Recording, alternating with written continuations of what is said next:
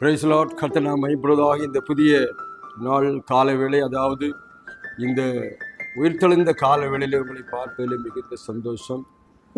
கர்த்தர் தாமே நம்மோடு கடந்த நாட்களெல்லாம் பேசிக்கொண்டிருந்த அந்த நாளிலும் கூட தேவ வார்த்தை உங்களுக்கு சொல்லி நான் செபிக்க விரும்புகிறேன். இந்த நாள் புதிய நாளில் ஒரு புதிய லோகோஸ் வார்த்தை சொல்லி உங்களை செபித்து முடிக்க விரும்புகிறேன். இந்த நாளிலும் அப்போஸ்தலர் அப்படிங்கிற 1ஆம் அதிகாரத்தில் 9ஆம் வசனம் இப்படி சொல்லுகிறது: இவையில் அவர் சொன்ன பின்பு அவர்கள் பார்த்து கொண்டிருக்கையில் உயிரை எடுத்துக்கொள்ளப்பட்டார். அவர் கண்களுக்கு முன்பாக ஒரு மேகம் அவரை எடுத்துக்கொண்டது. அவர் உயிரை எடுத்துக்கொள்ளப்பட்ட ஒரு மேகம் அவரை தூக்கி சென்றது என்பதை குறித்து இங்கே எழுதப்பட்டிருக்கிறது.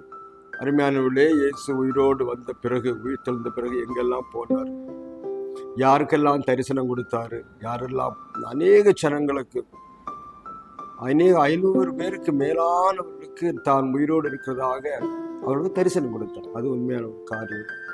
கடைசியாக அவர் என்ன செய்தார் பாருங்க, எல்லாரும் தரிசனம் கொடுத்துட்டு எல்லாரும் கண்களுக்கு முன்பாக அவர் பரலோகத்துக்கு ஏறி போனார். அதைத்தான் இங்க பார்க்கிறோம்.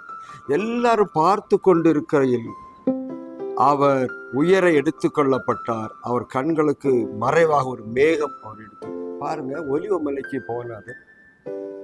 அங்கே என்ன சொல்லப்பட்டிருக்கிறது, அந்த மலைக்கு அவங்க போன உடனே அந்த மலையில இருந்து அவரை பார்க்கிறார். அவங்க எல்லாரும் பேசிக்கிட்டே இருக்கிறாங்க.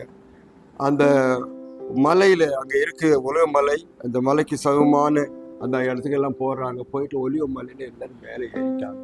ஜனங்களெல்லாம் அவரை பின்பற்றி போறாங்க. ஐயோ, ஏசு உயிரோட வந்துட்டாரு, ஏசு உயிரோடு இருக்கான்னு சொல்லி எல்லாம் பின்பற்றி போறாங்க. போகும்போது திடீர்னு எல்லாம் பேசிட்டு இருக்காரு. நீங்க எல்லாரும் எங்கேயும் போயிடாதீங்க, வெயிட் பண்ணுங்க, நான் பரலோகத்துக்கு போறேன். கர்த்தர் உங்களுக்கு என்ன செய்வார், இதாவன உங்களுக்கு வாக்குத்தத்தம் பண்ணின பரிசுத்த ஆவியை கொடுக்க போறாரு, அதனால நீங்க எருசலேம் மட்டும் எங்கேயும் போயிடாதீங்கன்னு சொல்லி அட்வைஸ் பண்ணிட்டு பேசிட்டு நான் என்ன செய்றேன் போறேன்னு சொல்லிட்டு போகும்போது அங்கத்தான் சொல்லப்படுது, அவர்கள் பார்த்து கொண்டிருக்கிற ஒரு மேகம் வந்து அப்படியே தூக்கிட்டு போயிட்டு இப்படி கீழே இருந்தாரு. அப்படியே மேகம் தூக்கிட்டு மேலே போகிறதை ஜனங்கள் பார்த்து எல்லாரும் அண்ணாந்து மேலே பார்க்க அப்படி போயிட்டே இருக்கு. அவர் கண்களுக்கு மறைவாக ஒரு மேகம் அவர் எடுத்து கொண்டது என்று சொல்லப்பட்டது. அப்போ நிறைய ஜனங்கள், அநேக ஜனங்கள், நூற்றுக்கணக்கான ஜனங்கள் பார்த்துக்கிட்டு நிற்கிறாங்க. இயேசு பரலோகத்துக்கு போனார். இயேசு பரலோகத்திலிருந்து இறங்கி வந்தார். அவர் வேலையை முடிச்சாரு. அந்த வேலையை முடிச்ச உடனே அவர் என்ன செய்யறாரு, மறுபடியும் நான் பரலோகத்துக்கு போறேன்னு சொல்லிட்டு மேலே போனவர் போயிட்டே இருக்கிறாரு.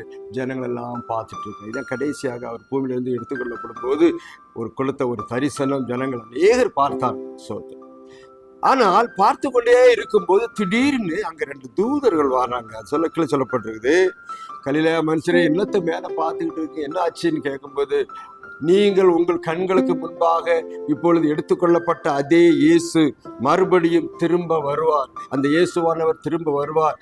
எங்கிருந்து போனாரோ அங்கேயே வருவார். எங்க இருந்து பாருங்க, எப்படி மேகத்துல போனாரோ அப்படியே மேகத்திலே வருவார் என்று சொல்லி மறுபடியும் வருவார் என்று சொன்னார்கள். பாருங்க, ஒரு பாதி இவங்களுக்கு துக்கம், இல்லையா, ஐயோ போயிட்டார், இனி எப்போ வரப்போறாரு, எப்படி பார்க்க போறோம்னு நினைச்சாங்க. ஆனா கடைசி அந்த தூதர்கள்லாம் சொல்றாங்க, கலிலேய மனுஷரை நீங்க எல்லாம் வானத்தை பார்த்துட்டு இருக்காதீங்க, அவர் வருவார். மேகம் அவர் எடுத்துக்கொண்டது.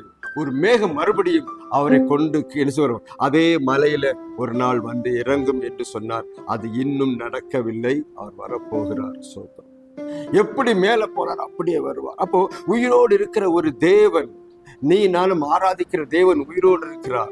அவர் பரலோகத்தில் இருக்கிறார். அவர் பரலோகத்திலிருந்து எல்லா காரியங்களையும் செய்து கொண்டிருக்கிறார். ஒரு நாள் அவர் என்ன செய்ய போறாரு, அதே போல அவர் பரலோகத்துக்கு எடுத்துக்கொள்ளப்பட்டதே போல மறுபடியும் வந்து இறங்க போகிறார். பாருங்க, நீங்க விஞ்ஞானிகள்லாம் கண்டுபிடிச்ச ஒலிவ மலையில வந்து பெரிய ஹோட்டல் கட்டலாம்னு சொல்லி முடிவு பண்ணி வச்சிருந்தாங்களாம்.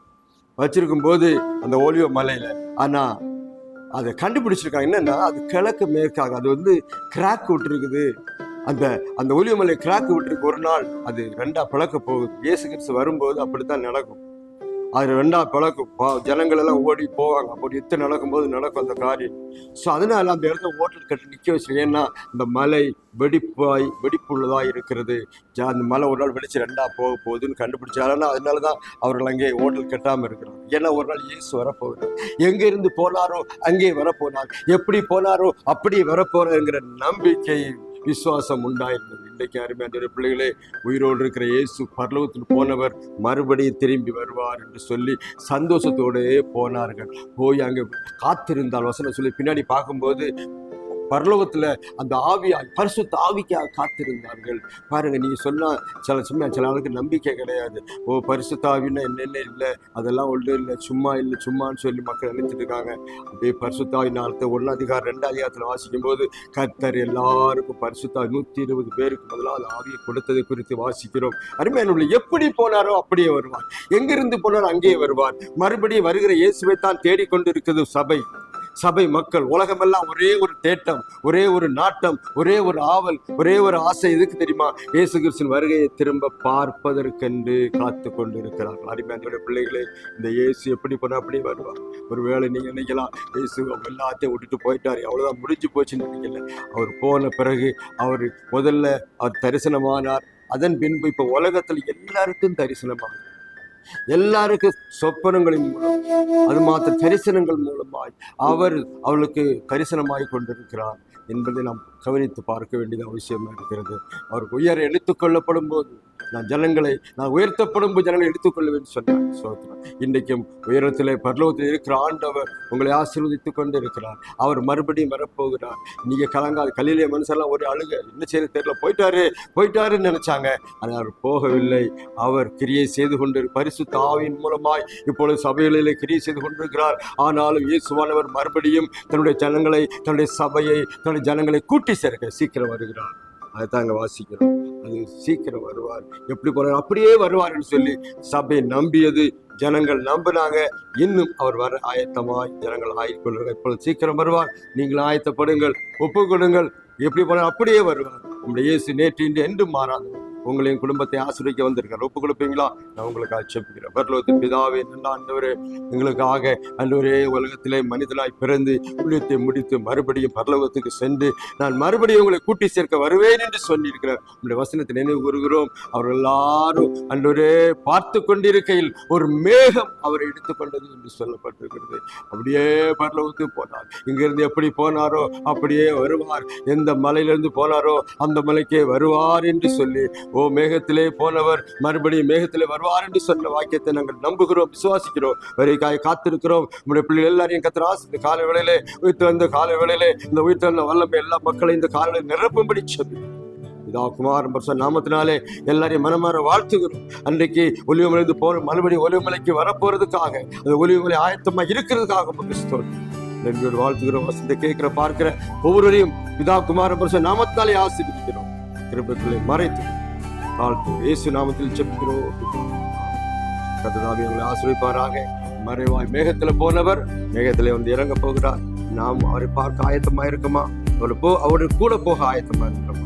அப்படி என்றால் ஆயத்தம் இல்லை என்றால் இப்படி ஆயத்தப்படுவோம். கர்த்தர் உங்களுக்கு ஆசீர்வதிப்பார். இன்னும் ஒரு லோக சாட்சி மூலமாய் சந்திக்கும் வரையிலும் கர்த்தர் எல்லாரையும் ஆசீர்வதிப்பாராக.